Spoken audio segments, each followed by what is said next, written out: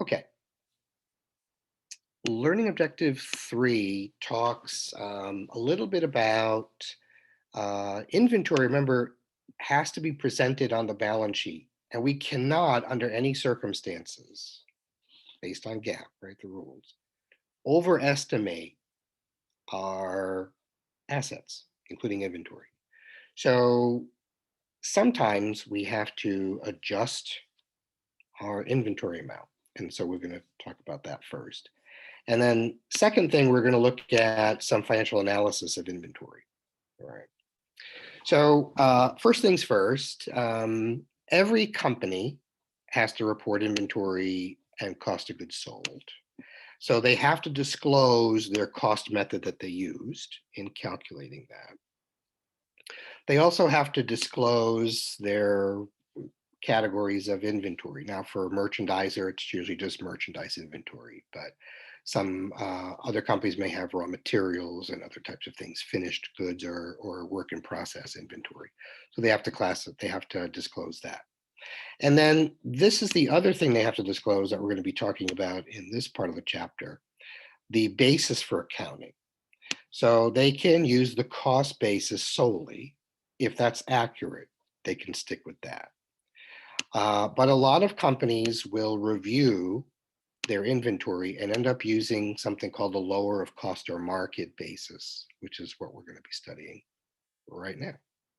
Okay.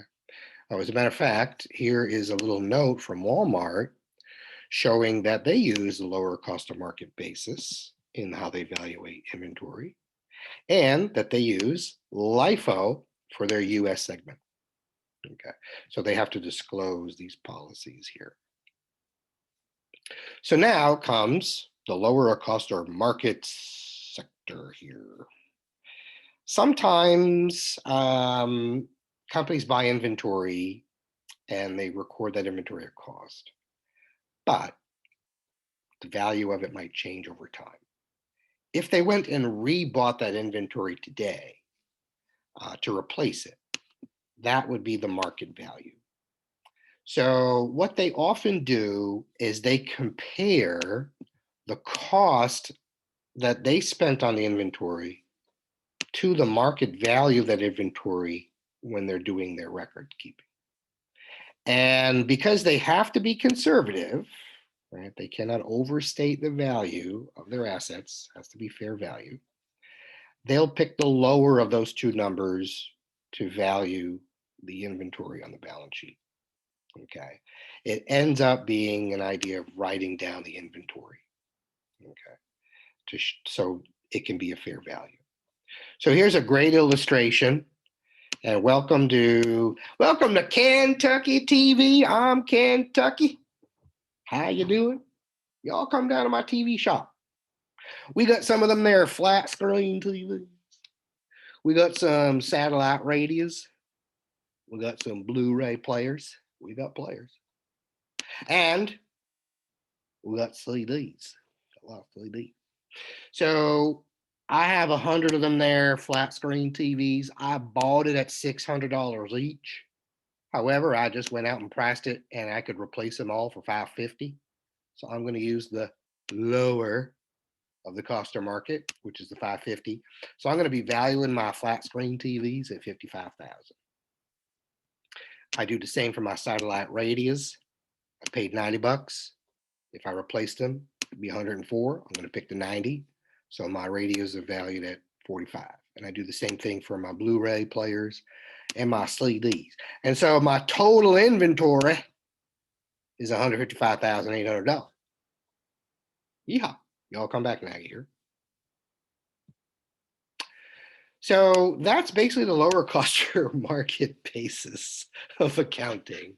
And I didn't certainly mean any harm by the accent. So please don't take offense. But here we go. We have an example of Tracy Company that sells 3 different types of home heating stoves. They sell gas stoves, wood stoves, and pellet stoves. What you see here is what they actually paid, so the cost of those stoves to Tracy Company. And if they were to buy them again at market value, this would be the market value. So basically you're picking the lower of the two numbers for each. So gas stoves, you're going to value here. Your wood stoves, you're going to value at cost. Your pellet stoves, you're going to value at market. Boom, boom, boom. What's the value of inventory? Just add them up. So it's going to be $430,000. Okay. That's part one. Part two for this is analysis. And am I missing a question here? Oh, no. So again, the whole purpose of retail is to sell goods. That's why they exist. They really don't have any other purpose other than to sell goods, which means that inventory is critical and inventory management is in high demand. If you're very, very good at it, you'll always have a job for sure. Inventory management can certainly go through extremes. You certainly don't want to have such high levels of inventory that you can't sell the goods that you've purchased already. So when you have a high amount of inventory, you might need to store it. That's going to cost money. When you're going to pay that back, so that's going to end up costing you perhaps interest. And then of course things get old or fashion shifts, and so you can't sell it. Remember, when you bought that, you had a price in mind that you're going to sell it at. But the more and more ahead, you're going to lower that price. So your retail value goes down. The amount of money you're collecting from customers goes down, but your cost doesn't. You already bought it, right? So high inventory levels lead to problems for the company that they want to avoid. On the other hand, having low inventory levels is also a problem because, again, if you have paying customers coming in the door and wanting something and you don't have it, you've just lost a sale. And when you lose that sale, you've lost your profit too, because that's how you make a profit, by selling your goods. And so, I've always had problems with this. When I lived in Hyde Park, I used to go to the local Dunkin'. And I was there at maybe 10 o'clock in the morning, 11 o'clock in the morning, and I'd done a wheat bagel, toasted, etc. And like, oh, we're all out of wheat bagels. I'm like, who does your inventory? It's 10 o'clock in the morning. I mean, it's not like I'm here at 5 in the afternoon, you're out of bagels. I can understand that, but Jesus, first thing in the morning for me, why don't you have this inventory in stock? Well, I can give you a multigrain. I don't want a multigrain. I want a wheat bagel. Okay, clean your ears. So anyway, it always used to piss me off for no end. And that's just my little story there. Hope none of you work at the Dunkin'. But I was gonna ask, the drive-through one or the other one? The other one. I work at the other one and it's my home. I love it. But you can talk shit about it, honestly. Well, I haven't lived there in a long time. So this was some time ago. But anyway, it's an inventory problem. You got customers that want to come in and buy, you don't have it. I mean, and it's not like it's not coming at the end of the day. I'm coming in the morning. They should be stocked in the morning. I totally understand as on both sides. I really do. All right. So that leads us to some financial analysis. The most important thing that you have to start with always is something called an inventory turnover ratio. It's going to tell you how many times each year the inventory is selling out. Okay. And we do that by taking the cost of goods sold, which of course you get from your income statement, and you divide that by your average inventory. So average inventory means you need beginning and ending inventory numbers. You add them and divide it by 2 as your average. So that's your inventory turnover ratio. How many times per year a store is selling out of their inventory. So most of the time when we're dealing with places like Dunkin' or Walmart, you want to see that as a high turnover rate. Because they're low priced, so they want to sell a lot of inventory to make profits. Other stores, you have a very high price jeweler, they're probably going to have a lower inventory turnover rate. But it's important to know. And once you know that inventory turnover rate, you simply put it underneath 365 and it calculates the number of days that it's staying in inventory before it's sold. So here's an example with Walmart, 2013 and 2014 numbers provided for you. Ending inventory is given for both years. So you remember your ending inventory for 2013 is your beginning inventory for 2014, because your ending inventory doesn't change overnight from one fiscal year to the other. It just stays the same. There's your ending. So here's your Walmart information for 2014. Inventory turnover, always the first thing, right? 358 billion in cost of goods sold over about 44.3 or so billion in inventory. So what you've got here is Walmart in 2014 has a turnover rate of 8 times a year.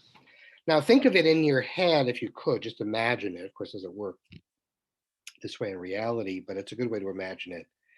Walmart's a huge store. There are over 125,000 different products and many multiples of those on the shelves, right? So think about it. 8 times a year, that store basically is emptied out and restocked. 8 times. It's an enormous turnover of inventory. And that's why Walmart is quite large and quite good at what they do. It's very, very good. Well, if you took that 8 times a year and you put it underneath 365, you're basically selling out every 45 days. So that's how these two are related. Okay. That's an incredible amount. When you look here at Target, now Target's a smaller, it is a competitor for Walmart, but it's only really about 20% the size of Walmart. So it's like if you're a 10-foot tall person, well, you probably would need medical attention, but you would, Target would be your 2-foot neighbor who would also probably need medical attention. So here you have your inventory turnover is 6 times a year at Target. It's a slightly slower inventory turnover rate. So when you put that under 365, they're selling out their store roughly every 60 days, every 2 months. Basically, it's done. So again, the quicker the quicker you're able to turn over your inventory, the faster it's going to fly off the shelves, and so it's going to be a quicker number of days. So let's take a look at the inventory turnover do-it exercise that's given to you for Westmoreland. They switched to just-in-time inventory.